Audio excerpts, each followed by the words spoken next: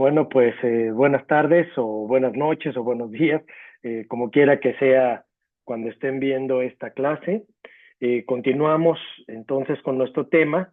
Estamos precisamente en el momento en que ya terminamos de revisar algunos aspectos muy centrales del Tratado Segundo de la genealogía de la moral de Nietzsche y pasamos a ver cómo Mauricio Lazarato va a rescatar los elementos centrales de esta lectura para construir una teoría, quiero decir, una descripción con tonos también muy fenomenológicos, de descripción muy puntual en lo que ocurre en la financiación del capitalismo, pero también en nuestro fuero interior, ¿no? En nuestro fuero interior de asunción de de algunos dispositivos y algunas formas de operar del neoliberalismo en la dimensión moral.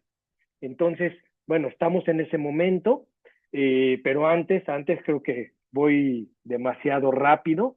Antes, bueno, pues bienvenidas y bienvenidos a de nuevo los que ya estuvieron por aquí en el periodo de la pandemia. Bienvenidos a mi pequeño cubículo personal, en mi casa, es mi pequeño despacho. Me gusta, para hacerlo más amable digo esto, me gusta concebirlo como la caverna zaratustreana. No es una cueva ni soy ratón de biblioteca que aquí se encierra a estudiar y no habla con nadie. A veces aparento eso, pero no, es una caverna llena de subterfugios, de canales, de escondites, de formas de vida que a mí me hacen pensar.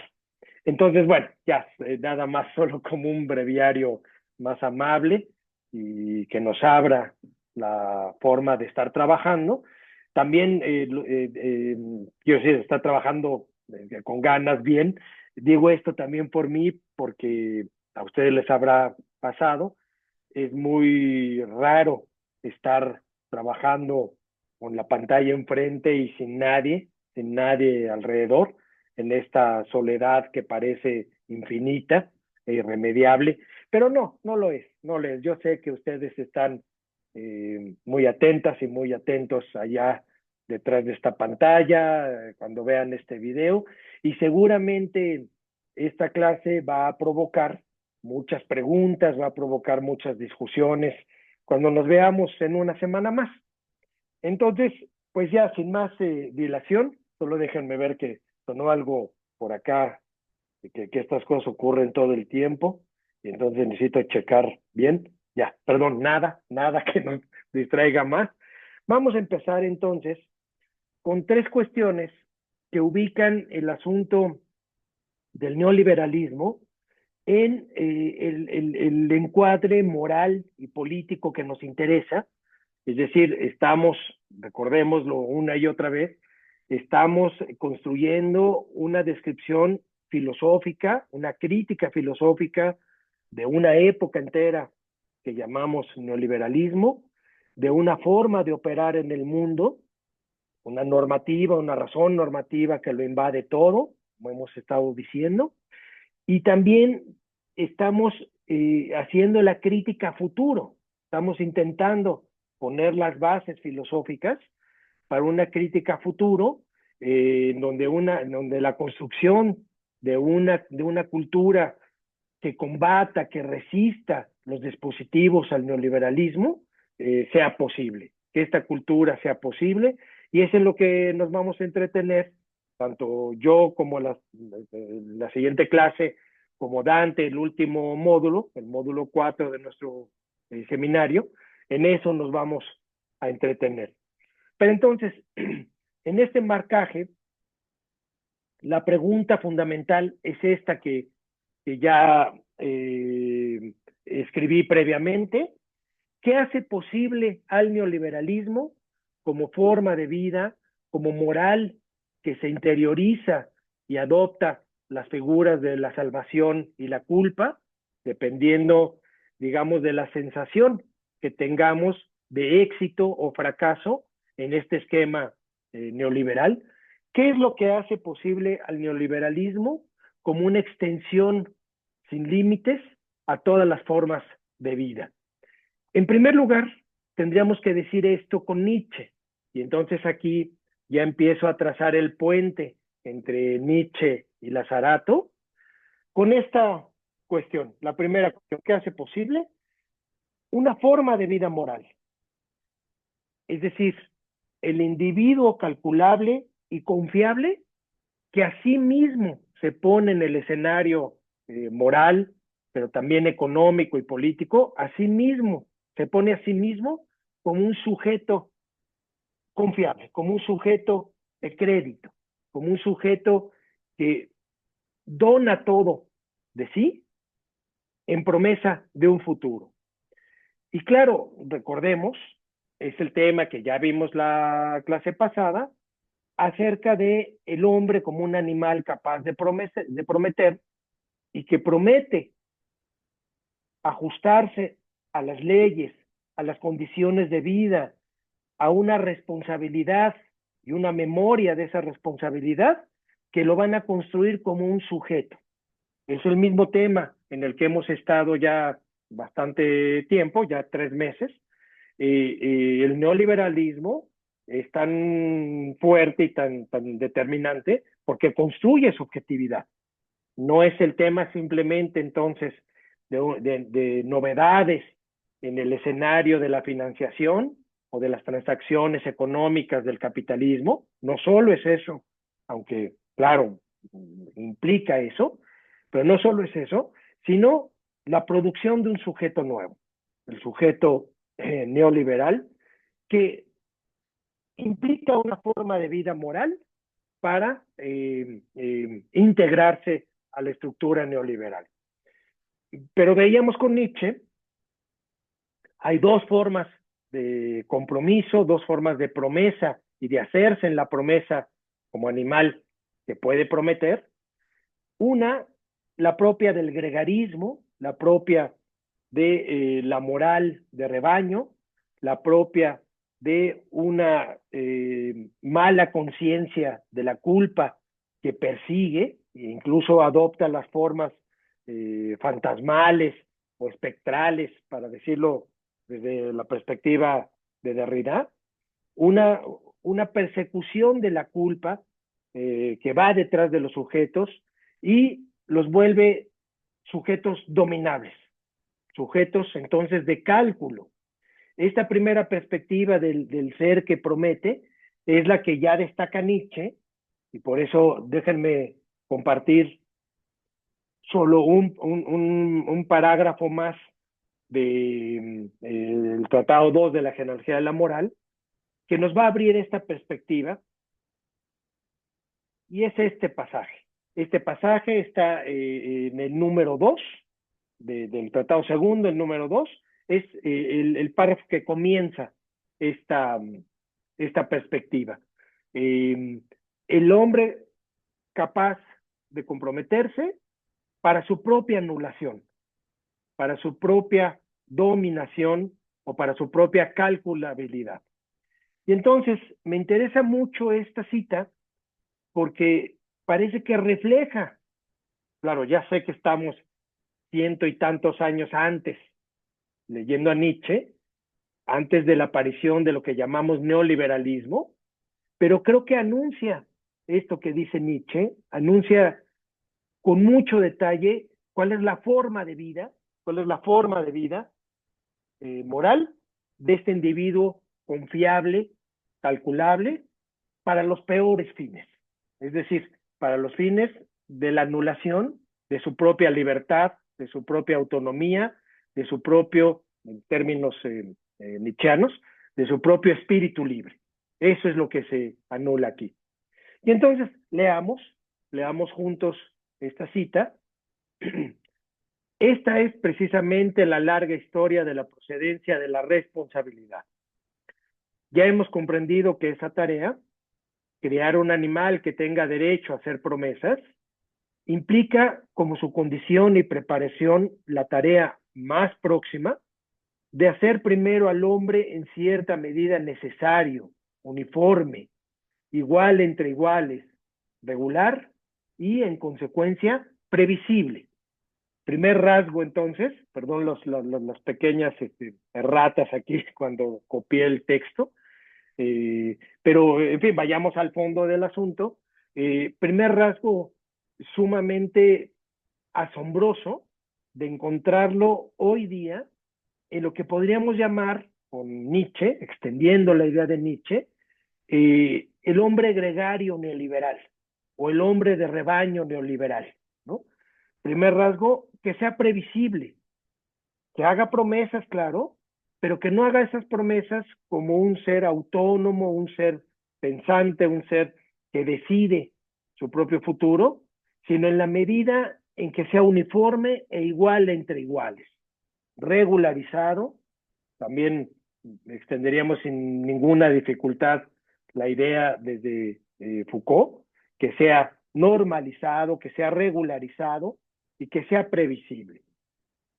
Pero además agrega esto Nietzsche: el inmenso trabajo de eso que he llamado moralidad de la costumbre o eticidad de la costumbre, dependiendo de la traducción, moralidad de la costumbre, el auténtico trabajo del hombre consigo mismo durante el periodo más largo, perdón, otra rata ahí, más largo del género humano, todo su trabajo prehistórico tiene aquí su sentido, su gran justificación por mucha dureza, tiranía, estupidez, idiotismo que lo habiten.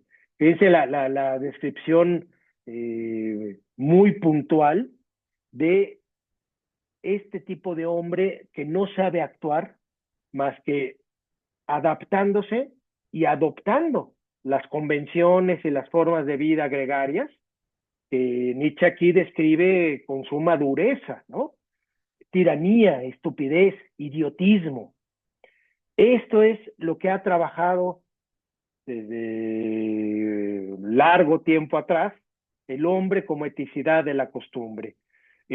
Para poner un punto de arranque aclaratorio, sería el momento de inicio de la moral de los esclavos, de la rebelión de los esclavos y la primera trasvaloración de valores que estos consiguen. Esto ya lo aclaramos la vez pasada. Y de este encadenamiento de acciones de subordinación, de obediencia, de regularidad de la acción, de una paz que es una paz de un lamentable bienestar, es decir, la vida burguesa que no implica ningún riesgo, ningún esfuerzo, ninguna construcción propia de ningún tipo, sino adaptarse. La adaptación como regularidad, la adaptación y la adopción de reglas y convenciones que hacen posible esta adaptación. El punto de vista entonces de la conservación como regla de vida. No interesa aquí arriesgar la vida y construirse a sí mismo en esa vida, sino conservarse en la vida. Conservación antes que riesgo, y el riesgo que llevaría a la construcción de sí mismo. Otra vez Foucault nos resuena aquí, a una estética de sí, a una estética de sí mismo. Bueno, pero entonces nos dice Nietzsche, todo su trabajo prehistórico tiene aquí su sentido, su gran justificación, por mucha dureza, tiranía, estupidez, idiotismo que lo habiten. Con ayuda de la moralidad de la costumbre y de la camisa de fuerza de la sociedad, fue convertido realmente en calculable. Este hombre calculable, este hombre predecible, este hombre que se deja manipular según reglas de conveniencia bajo las estrellas, ¿no? Bajo las luces estelares de el emprendedurismo, el construyete a ti mismo como capital independiente, el sé competitivo hasta la muerte para ganarle a otros que quieren también ese puesto, ese capital, etcétera. Bueno, realmente este hombre es el hombre calculable que ya preveía Nietzsche. Muy distinto entonces, muy distinto al hombre autónomo que puede estipular una promesa, que puede levantar para su propia vida una promesa, pero que en sus categorías éticas es exactamente lo contrario a este hombre de la eticidad de las costumbres. Y déjenme solo leer lo que sigue de este párrafo, que ya no pegué ahí en mi pantalla para no perder tiempo, pero veamos la enorme diferencia, veamos el enorme contraste de este hombre previsible, calculable, adaptable a una forma de vida, en muchos sentidos el hombre neoliberal, con su contrario, es decir, con el ideal por el que está luchando Nietzsche, y que aquí solo anuncia, porque claro, es un hombre que se tiene que construir apenas, es el Übermensch, que está anunciado, y que tendría estas características. Dice siguiendo aquí, estoy en el tomo 2 de Nietzsche, en la genealogía de la moral, tratado 2, y sigue diciendo Nietzsche aquí, perdón, me estoy ubicando.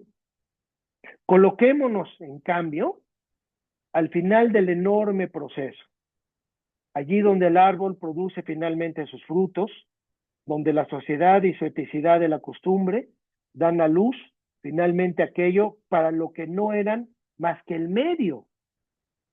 ¿Qué idea está aquí abriéndonos Nietzsche? Una idea cara, muy valiosa para, si hablo Zaratustra, pero también para humano, demasiado humano, para la Gaia Ciencia. Es decir, la idea de que la decadencia cultural, la idea de que lo que llamamos hombre de rebaño, hombre gregario, o todas las formas, actualizándolo, todas las formas de vida del hombre acomodaticio en el neoliberalismo, eran un medio para su superación, que por extraña que parezca la idea, es necesaria esa decadencia, es necesaria esas formas de vida bajas, de una cultura baja, para ganar una cultura superior, para ganar una cultura que se construye a sí misma y un individuo soberano. Esta es la idea paradójica que encontramos en muchos libros de Nietzsche, la idea de que el abismo, lo más bajo, la decadencia, las formas de vida más esclavas y gregarias, son un medio para hacer otra inversión de valores y generar un estilo de vida nuevo, el estilo del hombre soberano. Y entonces sigue diciendo Nietzsche, ¿qué encontramos como el fruto de ese árbol? Al individuo soberano, al individuo que solo es igual a sí mismo, es decir, no igual a los demás, bajo la perspectiva cristiana de ser iguales bajo Dios, como hijos de Dios, o en la forma democrática, odia Nietzsche, de ser iguales ante la ley, de ser iguales en participación. Todas estas ideas le parecen estrategias de la chusma, ¿no? Estrategias de gregarismo, estrategias de igualdad que conducen a la mera conservación de la vida y al mero apaciguamiento de las fuerzas de la vida. Entonces, no, lo que buscamos es al individuo soberano, al que es igual a sí mismo, que se ha librado de la eticidad de la costumbre, al individuo autónomo y sobremoral. En suma, al hombre de voluntad larga, propia e independiente, al hombre al que le es lícito prometer, porque al primer tipo de hombre, que sí hace promesas y construye una forma de vida gregaria, de rebaño, prometiendo, vamos avanzando, pagar sus deudas, obedecer la ley, ser como los demás, ser igual que los demás, adoptando convenciones de vida. Y un ingrediente más que voy a agregar poco más adelante, y siguiendo un estado emocional, un estado de sentimientos que no es el del afecto. Ya estoy adoptando ahí el punto de vista de Gilles Deleuze, porque Lazzarato va a abordar a Deleuze en una lectura muy interesante sobre la moneda y el dinero y la financiación, pero también este otro ingrediente, hay un dispositivo afectivo negativo y un dispositivo afectivo positivo al hombre que no es gregario, al individuo soberano.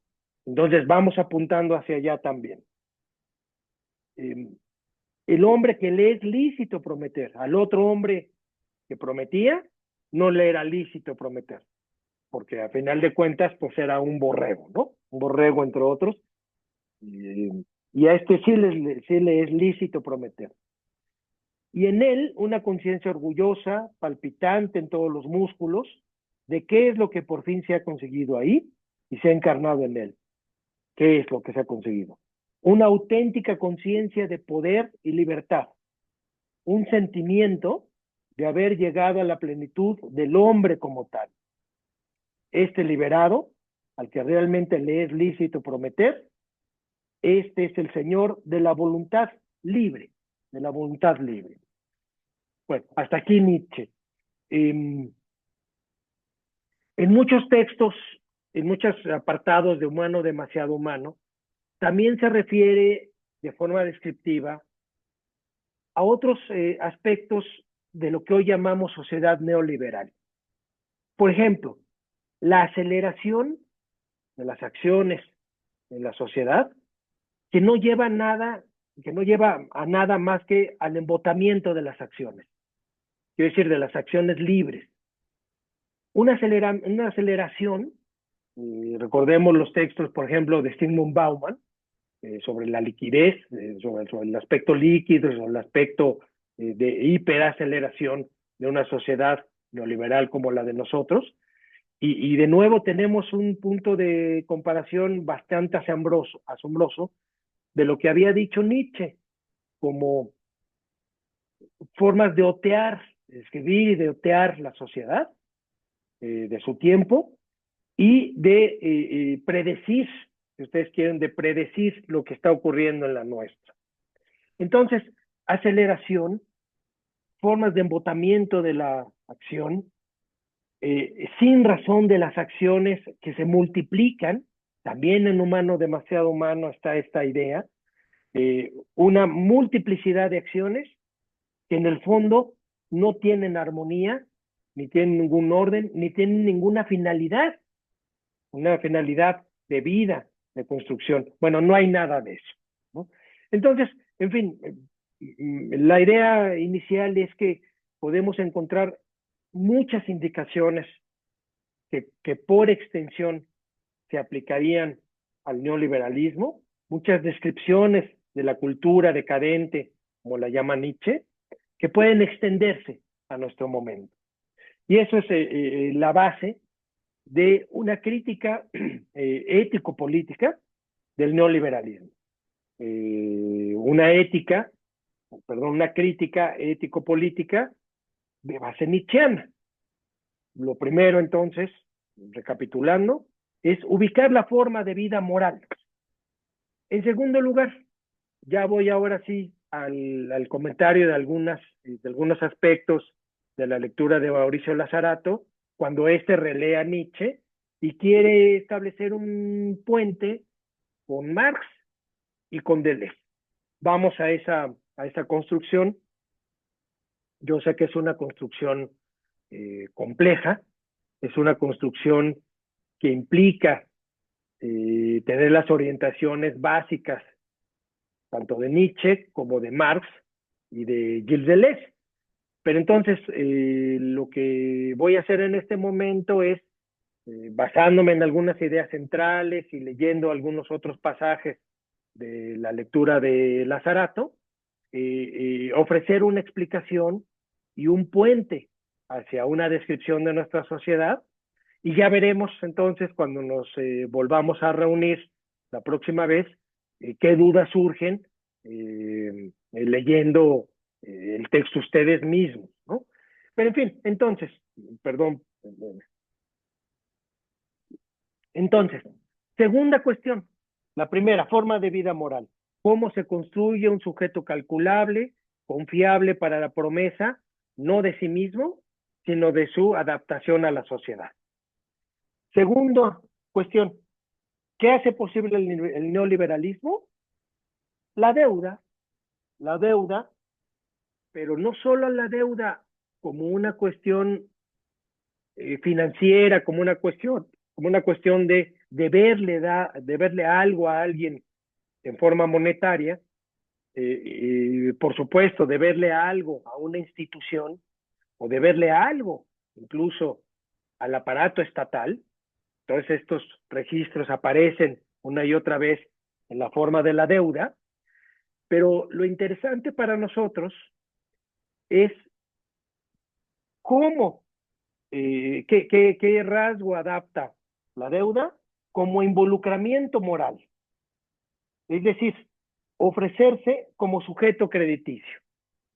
Esto ya nos los había anunciado y explicado de otra manera José Luis Villacañas, ¿no?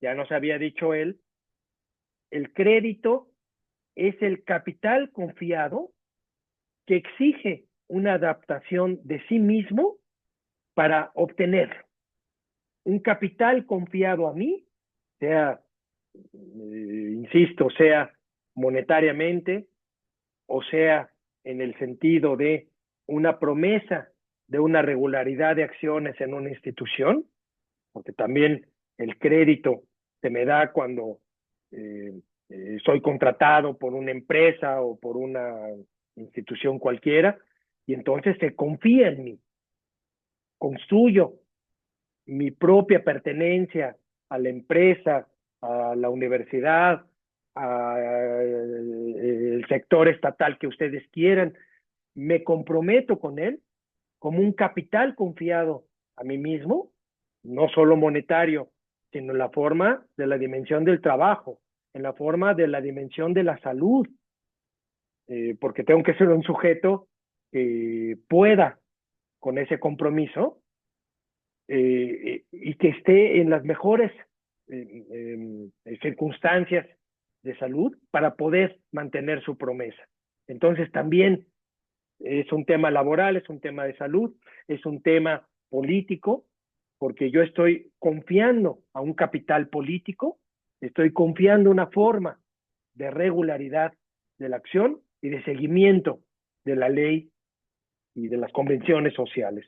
Entonces ya nos había dicho Villacañas antes, la adaptación de sí como certificado de seguridad, como certificado de ser un sujeto que no ofrece riesgos y como un sujeto que en esa calidad de no ofrecer riesgos a la ley, a la financiación económica, a la promesa oral de sí mismo, crea un futuro, crea un futuro. Se abre el futuro aquí, pero es un futuro restringido, ya habíamos visto, ¿no? Es el futuro de una responsabilidad en el marco ideal del capitalismo, infinita, porque nunca dejo de ser responsable de esa adaptación de reglas, de ese deber monetariamente, de ese deber, una regularidad y una conservación de mi propia vida en ese sentido. Eh, pero es una deuda manipulada, limitada a un solo aspecto de futuro. Es un futuro limitado, es un futuro que no abre realmente las posibilidades de vida, sino solo abre la posibilidad de la regulación de la vida en un solo sentido. Bueno, veremos eso poco más adelante. Y tercer momento, establecer deuda, pero quizá el aspecto más interesante de la lectura de Lazarato es cómo es que remite toda la lógica de la deuda, incluso de la deuda moral, a un esquema nada ingenuo de dominación y explotación como el trasfondo real. ¿No? El instrumento entonces de la lectura de Marx y luego de Deleuze aquí va a ser clave. No se trata de un marcaje ficticio, como lo puse aquí, ficticio, la ficción que se hacía el hombre del liberalismo económico en el siglo XVII, todavía en el siglo XVIII, luego del ordoliberalismo que quería adoptar, en una ficción todavía quería adoptar el juego de libres fuerzas, de fuerzas libres económicas al Estado y que el Estado regulara de alguna manera legalmente esas fuerzas económicas. Pero todo esto era una ficción de igualdad de participación, de igualdad de competencia, de igualdad que iba a originar o que iba a tener por consecuencia un esquema económico proporcionado, justo, ordenado, o sea, todos estos aspectos que ya son los aspectos de la biopolítica, nacen con el liberalismo también, ¿no? Se trata de, como decía también Villacañas, de una economo-biopolítica, economía más biopolítica, que lo quiere regular todo, incluso las fuerzas económicas del capital y nuestra integración a ellas. Pero decimos entonces, una vez más, eso es ficticio.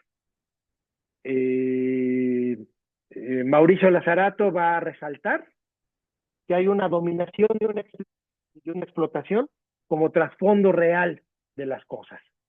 Y veamos entonces, déjenme compartir de nuevo un esquema que tengo aquí para esto, para explicar esto, que ya habíamos empezado a revisar la clase pasada, pero es el momento ya de revisarlo puntualmente, y es la idea de que el neoliberalismo realmente es una fábrica de endeudamiento, una fábrica del hombre endeudado. Si produce una subjetividad, en esto insiste una y otra vez Lazarato, no es la subjetividad épica, no es la subjetividad triunfadora, dominante de su mundo, generadora de su propio futuro, que tenía la versión primera del liberalismo económico y del neoliberalismo. Aquí todos esos mensajes épicos de triunfalistas se derrotan y caen estrepitosamente cuando revisamos desde un trasfondo real, desde una estructura de las cosas real, que lo que fabrica el neoliberalismo es más bien deuda. Y se trata entonces de la deuda como relación de explotación de origen, de dominación, que es la relación acreedor-deudor, ¿no? Es la relación acreedor-deudor. Lazarato va a reconstruir su argumento sirviéndose de Nietzsche. Ustedes ya lo revisaron. Ahora yo voy a mencionar solo algunas otras cosas, pero en resumen es esto. Dos tesis. El paradigma del crédito y la desigualdad es anterior al paradigma liberal, al paradigma del liberalismo económico, del intercambio libre de fuerzas económicas. La idea del economista liberal es no conduzcamos monárquicamente las fuerzas económicas, dejemos que compitan entre ellas y esta competencia es un ganar-ganar para todos, porque se fortalecen esas fuerzas económicas. Y entonces el paradigma ficticio del liberalismo era el del equilibrio económico y la igualdad, ¿no? Dos cosas que para un nietzscheano estricto serían una perfecta utopía, una perfecta, una perfecta ficción e incluso una ficción con consecuencias decadentes, con consecuencias de nihilismo. No el paradigma del intercambio y el equilibrio económico y la igualdad, sino el paradigma del crédito, es decir, del endeudamiento y de la desigualdad. O sea, de la lucha de fuerzas, y por esto para Lazzarato, que hace una lectura doble, y quiero decir que reúne los aspectos más críticos de Nietzsche y de Marx, pues es la explicación de un paradigma del poder en realidad. O sea, ¿qué es lo que, a esto voy, qué es lo que mueve al neoliberalismo en la forma del paradigma del crédito y la desigualdad? Esquemas de dominio, esquemas de poder. Y no esquemas, más bien ficticiamente inventados desde una posición ética de igualdad y de proporción y de cooperación, ¿no? Nada de esto existe ya. Existe una competencia cuyo trasfondo es el poder, y el poder genera explotación y desigualdad. Primera tesis. Segunda tesis, la relación económica deudor-acreedor está afincada y explotada en el neoliberalismo en el ámbito moral economizado. Entonces, la reflexión de Lazzarato es cómo fue posible establecer esa relación económica del deudor y el acreedor y que se extendiera a todo fenómeno social. ¿Cómo fue posible esa fortaleza, esa extensión tan grande? Y la respuesta la va a encontrar en gran medida en, en Nietzsche, cuando dice, ya desde el prefacio de nuestro libro, La fábrica del hombre endeudado, dice, la lucha de clases conduce a la deuda, ahí está Marx, pero también la relación moral entre acreedor y deudor está en la base. Y entonces ya es una explicación mucho más completa, mucho más vigorosa, cuando remite y acerca, remite Nietzsche a Marx y acerca a estos dos pensadores para explicar las relaciones del neoliberalismo. El esquema de deuda-precariedad, el esquema de compromiso, de responsabilidad y de involucramiento personal hasta donar la propia vida, donar todo el tiempo que tenemos y donar la vida, el esquema nietzscheano de el involucramiento moral más íntimo en la vida, viene a ser complementado con el esquema de la lucha de clases de Marx y la explicación, por supuesto, de el capital, de la deuda originaria o la formación de una acumulación originaria del capital, ¿no? ¿Qué está en el fondo de esa explicación? La lucha de clases.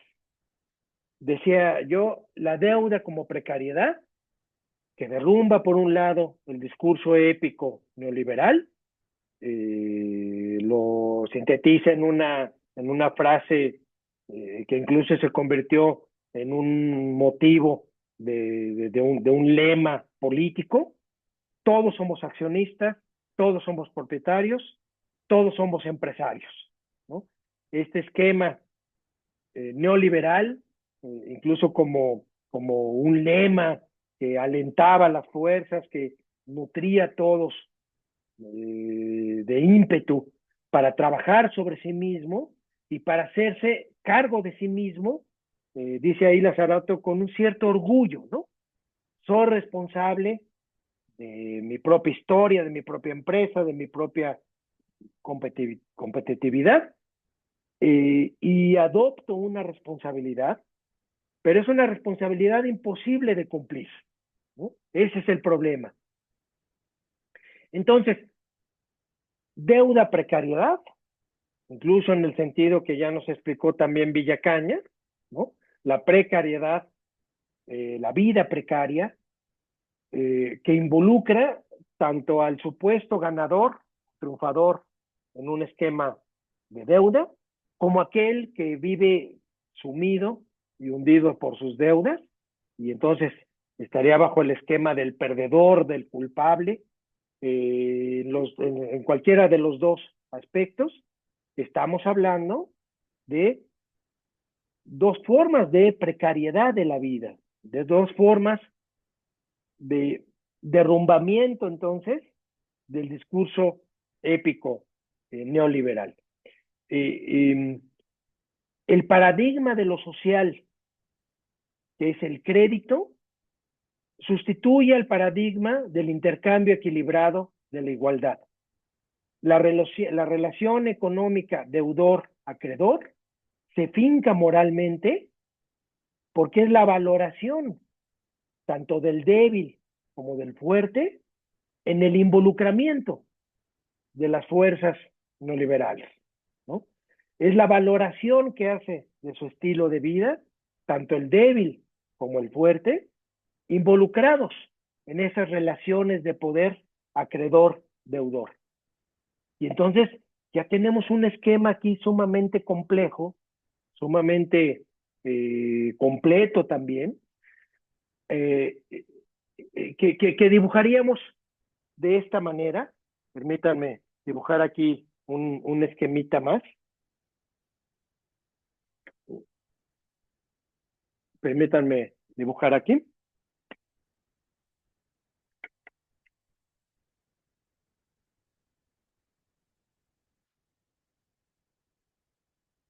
Que lo que estamos diciendo entonces es que la deuda individual más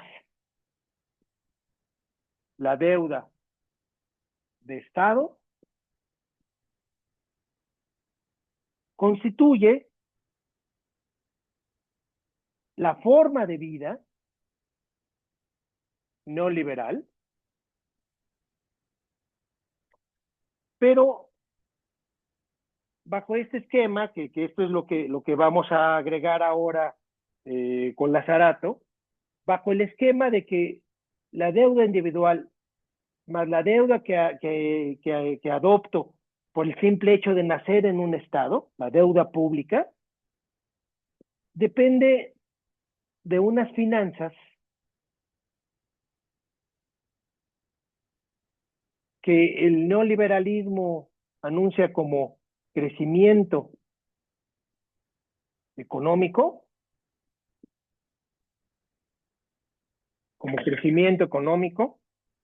pero que depende, en última instancia, de la fabricación de deuda. ¿Cómo es esto? ¿Cómo es esto? La fabricación de deuda, que depende de ciertas políticas, por supuesto, muy optimistas de crecimiento económico, y ahí la trampa es, vamos a endeudarnos todos y vamos a adoptar incluso políticas de austeridad. Bueno, parece que estamos oyendo a los últimos 5 presidentes de México, ¿no? Hablando de austeridad, hablando de no gasto, cuando pues todos sabemos que es una trampa populista, porque vemos lo que hacen estos políticos, que es gastar a carretadas el dinero. En fin, estaba tentado a hablar del último viaje que hizo nuestro presidente del Senado, ¿no? Noroña, que es un escándalo hoy día porque quizá es el político que tramposamente una y otra vez ha hablado de austeridad, ha hablado ha denunciado a otros políticos por eh, enriquecimiento ilícito, en fin, pero el escándalo de hace unos días es que él fue a un encuentro en Francia, en clase business, ¿no?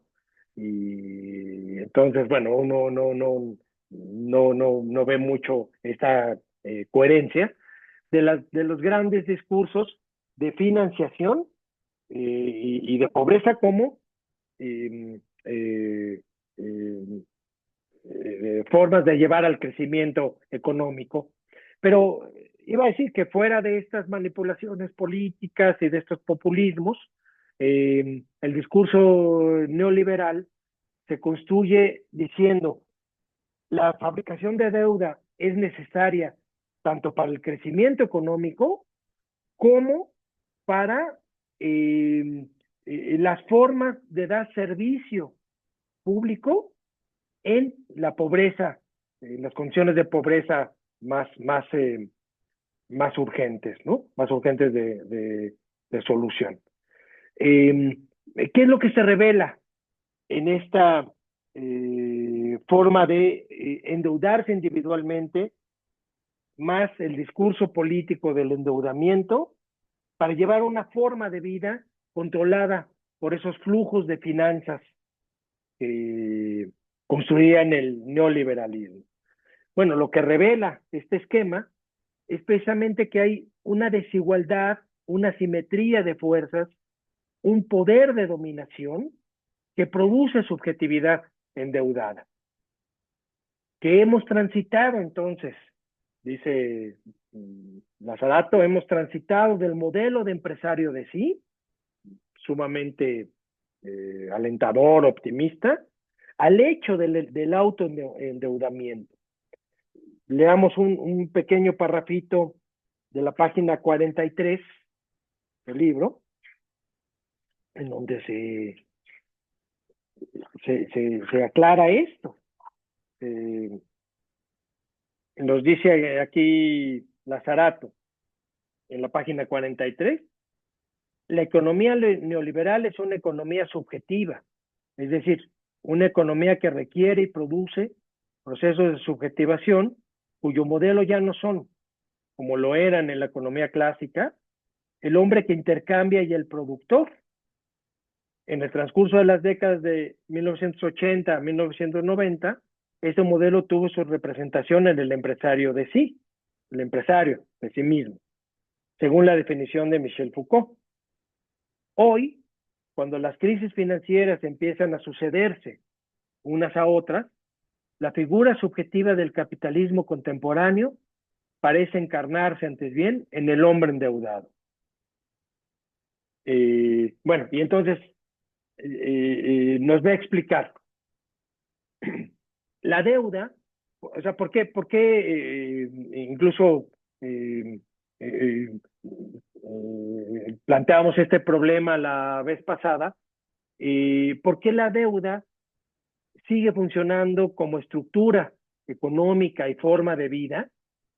Incluso cuando uno puede decir, pero yo ya saldé mis cuentas, yo ya saldé mis deudas.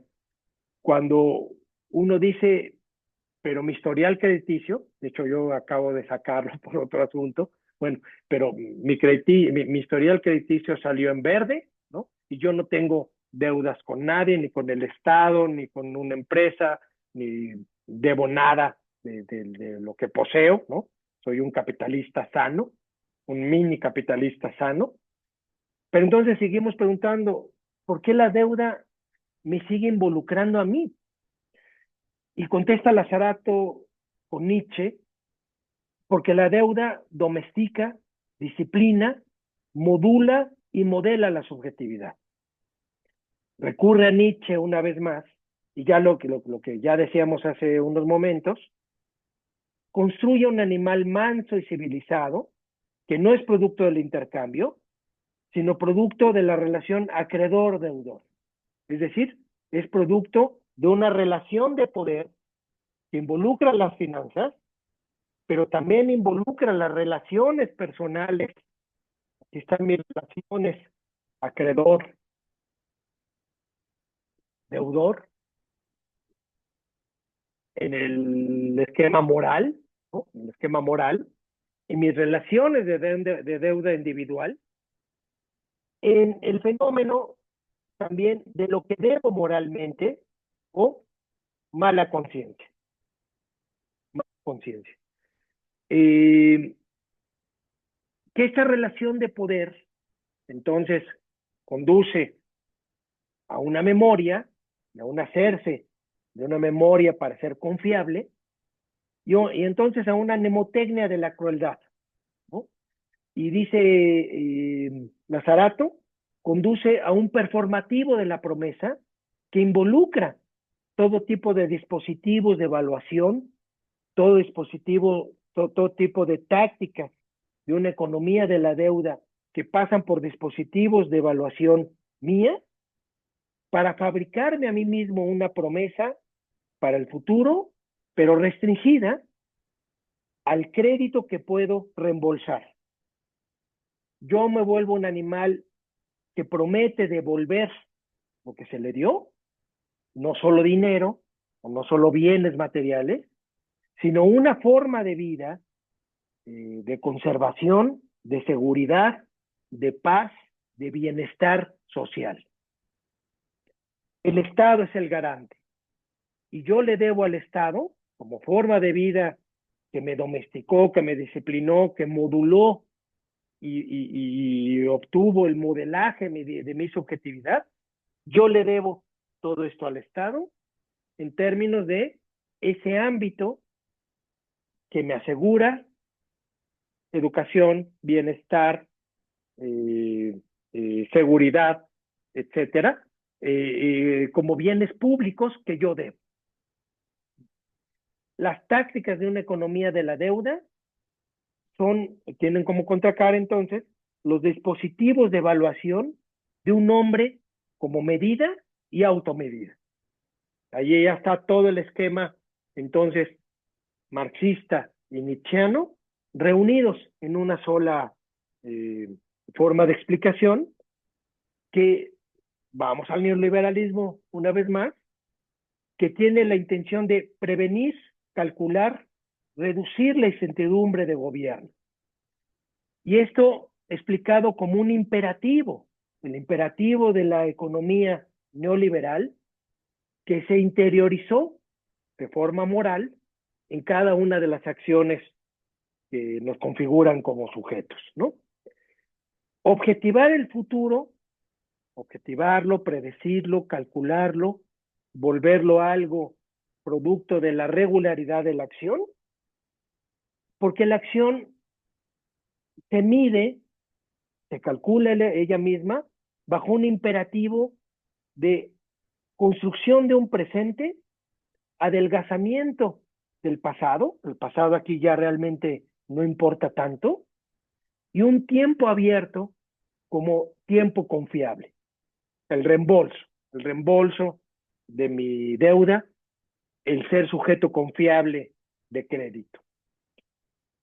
Esta es la que podríamos llamar, entonces, con Nietzsche, rescatando a Nietzsche y poniéndolo al día, una ética neoliberal. Una ética productora de una conciencia de culpa, de responsabilidad del futuro productivo y del llegar a ser un capital humano, aún, es lo que quería decir por acá, aún en la producción eh, eh, no tan optimista, no tan entusiasta, la producción en la pobreza, en el desempleo, en la precariedad, ¿no? Es decir, en cualquier aspecto de la vida se trata de una subjetividad que se asume, ya sea como buena gestión de sí misma o como mala gestión de sí. Dos términos eh, de la financiación capitalista que traduciríamos como un management financiero de mí mismo. Deuda, culpa, subjetividad que se asume como gestión. Llegar a ser capital humano, aún en la precariedad, en la pobreza, en el desempleo.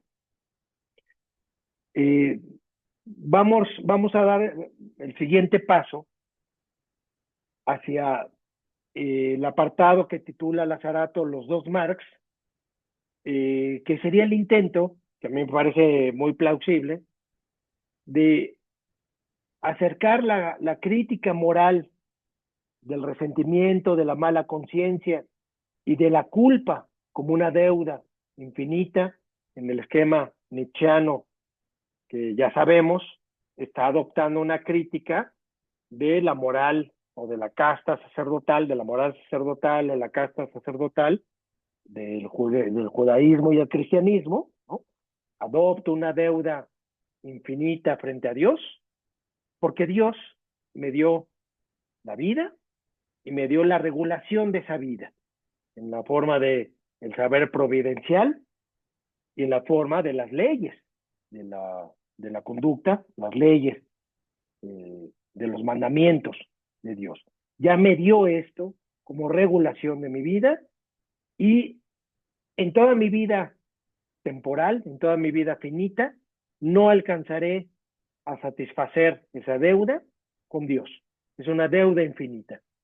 Y ya habíamos dicho muchas veces que ese poder pastoral que ejerce el sacerdote, que ejerce ese pastor de su rebaño, se traslada a la edad moderna, eliminando el aspecto de trascendencia sagrada, pero reproduciendo la lógica del pastoreo y el rebaño, cuando la gubernamentalidad moderna va a adoptar las formas del cuidado, de la protección, del dominio del rebaño, y el pastor entonces es el gobernante.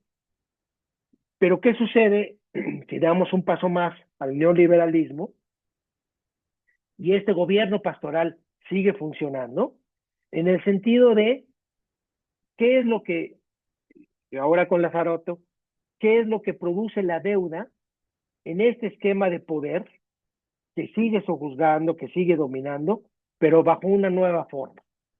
Y por eso es útil, entonces, la herramienta Marx para explicar esto. Remite, como ustedes ya lo revisaron,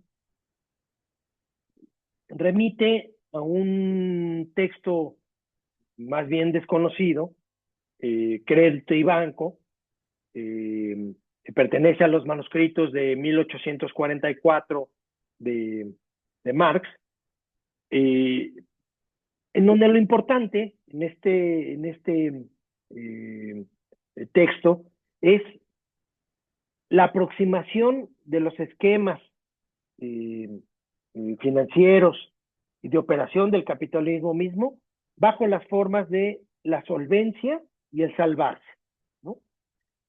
Es decir, el esquema puramente económico del ser solvente frente a un esquema de deuda y la virtud de reembolso como virtud de quien se es socialmente. Estamos en el mismo esquema intimista o digamos de la interioridad de la vida ética que también le interesaba a Marx, perdón, que también le interesaba a Nietzsche. ¿Cómo es que un esquema social de economía y de deuda tiene que ver con una virtud mía y con una capacidad o una construcción de mí mismo como un hombre que se enfrenta a otros hombres en el sentido de prometer también un ser confiable, un modo de existencia, un ethos y una historia de mi propia yo, de mi propio yo, que desde la intimidad moral se constituye como alguien que tiene una virtud. Yo soy apreciado socialmente solo por una virtud, la virtud de ser aprobado como alguien que es relevante por poder cubrir un lugar en un esquema de mercancía, de compra de mercancía y de forma de cubrir la deuda por la mercancía. Otro hombre de Marx en ese texto, y por esto lo está retomando Lazarato, otro hombre evalúa y aprueba, pero esta evaluación, esta aprobación no se reduce simplemente a mercancía, aunque mi mismo trabajo podrá ser valorado como una prestación de servicios y finalmente como mercancía, Pero no se reduce a eso en mi intimidad moral, sino que empieza a operar con valoraciones morales, bueno y malo, en el sentido de confiable o riesgoso, solvente, insolvente. Y esta es la característica ética que le interesa a Marx, porque entonces, ya reuniendo las posiciones de la deuda íntima y de cómo operamos en el crédito, podemos decir esto. La relación de crédito moviliza y explota la moral de las costumbres, la constitución ética política de sí mismo y de la comunidad. Estamos reuniendo aquí entonces el aspecto ético de Nietzsche, más el aspecto político y de explotación de Marx, porque estamos diciendo, el crédito moviliza las acciones de los sujetos, pero desde la moral de la costumbre y de una capacidad de involucramiento íntimo que ya no da salida a ninguna forma de libertad, a ninguna forma de autonomía, sino a una constitución de sí mismo y de una comunidad política bajo los criterios de esta deuda y de este compromiso íntimo de uno mismo, ¿no? Eh, indiquemos, ya voy cerrando porque eh, ya son muchos elementos los que hemos estado tratando, pero quiero dejar por lo menos orientado el tema de los flujos en Deleuze y de cómo se retoma este doble aspecto nietzscheano y marxista, en el sentido de también cómo podemos liberarnos de esto. Ya hemos dicho en ocasiones pasadas que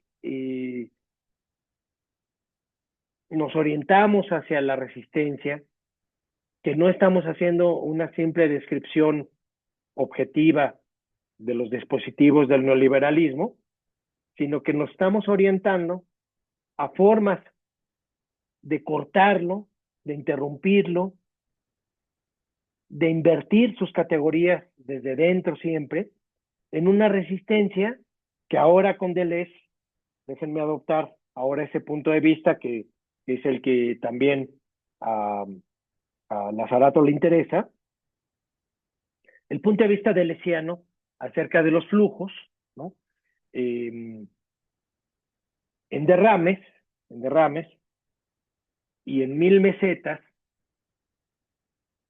va a explicar Deleuze que toda sociedad se constituye de flujos, que estos flujos adoptan la forma de fenómenos sociales tan sencillos como las costumbres o las formas de habla en la vida cotidiana, pero que adoptan también estos flujos formas de economía, de moral, de instituciones políticas, y en fin, la idea es que toda la sociedad, todas las sociedades, incluso las arcaicas, están constituidas de flujos en movimiento que son funcionales, estas sociedades son funcionales, porque recortan esos flujos, porque imponen formas de recorte y de extracción de las acciones.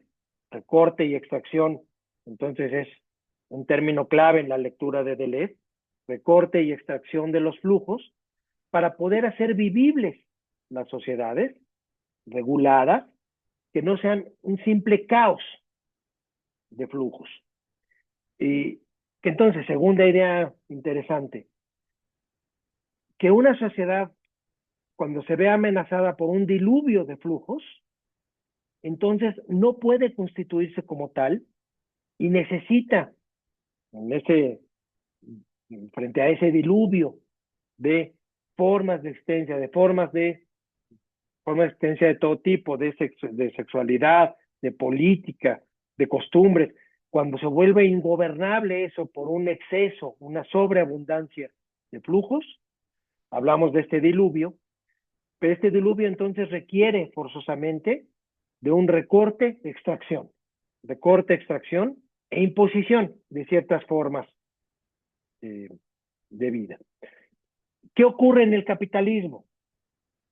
El capitalismo parece admitir todos los flujos, es decir, el diluvio de flujos, todos los flujos posibles, sin ningún corte extracción. Y entonces la pregunta importante de Deleuze es cómo se constituye este capitalismo, que ya no adopta las formas de regularidad de las sociedades precapitalistas, cómo es posible que exista esta forma de diluvio, incluso cuando coexisten formas contradictorias de flujos, la idea de una cultura esquizoide, en la que se adoptan unas y otras cosas, aparentemente sin ninguna regularidad. Y entonces la idea de Deleuze, en la que nos vamos a detener la próxima vez, les propongo eso, lleguemos hasta este momento de la lectura y abordemos ya con todos los elementos la próxima vez lo de Deleuze, pero anunciemos, orientémonos hacia la explicación deleuziana, porque en el capitalismo pueden coexistir todo tipo de flujos, incluso en la idea de un diluvio, porque los descodifica, porque los vacía de su contenido real, histórico, simbólico, de efectividad de una vida, un estilo de vida, los vacía, los descodifica y entonces pueden coexistir como meras mercancías, ¿no? Pueden existir como meros flujos deflacionados de su contenido fuerte, de su contenido significativo. Ya Villacañas nos había explicado algo muy similar, ¿no? ¿Cómo es posible que el neoliberalismo siga existiendo y prevalezca como una forma de vida realmente enloquecida? Porque no tiene significatividad, porque lo que se vende y se trae en este gran mercado que es el neoliberalismo no tiene densidad existencial. En palabras de Deleuze, no tiene codificación. Codificación. Es el mundo de los códigos descodificados. Y entonces, dejémoslo aquí, porque vamos a averiguar si puede haber otro tipo de flujos, le va a llamar Lazarato, siguiendo a Deleuze, flujos bárbaros, otro tipo de flujos que corten de otra manera al capitalismo. Que sean inicio entonces, estos flujos bárbaros o estos flujos nómadas o estos flujos de un cuerpo sin órganos, todas estas son ideas deleuzianas que veremos la siguiente vez, cómo todos estos flujos pueden cortar el flujo descodificado del capitalismo, del neoliberalismo, a final de cuentas.